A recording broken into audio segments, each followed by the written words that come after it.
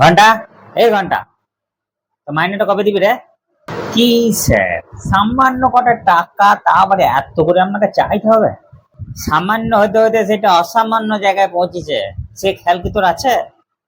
সামনের মাসে আপনাকে সব দিয়ে দেবো। ও আমরা আর এই প্রতিদিন এই মাইনে চানো আমার ভালো লাগে না। 10টা মাস হয়ে গেল, তো আজ নয় কাল, কাল নয় পরশু করে তো 10 মাস কাটিয়ে দিলি। কি স্যার, পড়তে লাগলাম আবার ডিস্টার্ব করতে লাগলেন। হাত পাত হাত পাত হাত পাত হাত পাত হাত পাত হাত পাত। আহ, টাকার কথা শুনলেই তোমার পড়া করতে মন হয় রে। আরে, তোর ওই ওই ওই ফোনটার দাম কত রে?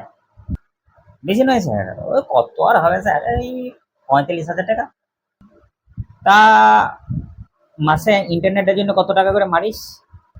মাসে নেট স্যার, মাসে নেট স্যার ওই কত আর হবে স্যার, ওই 800-900 করে নেট ইন্টারনেট মারতে হয়। তা আধা মাসে 800 টাকা করে তুমি ইন্টারনেটে মারতে পারছো, আর মাস্টার মাইনে বেলায় দিতে তোমার যত অভাব।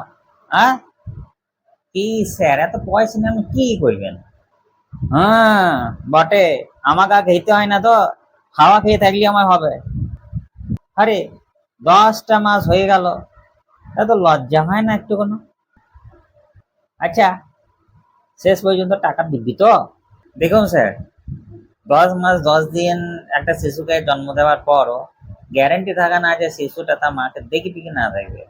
তাহলে আমি বা কি করে আপনাকে গ্যারান্টি দেবো যে আমি 10 মাস পর আপনার টাকা আমি সব আমি মিটিয়ে দেবো?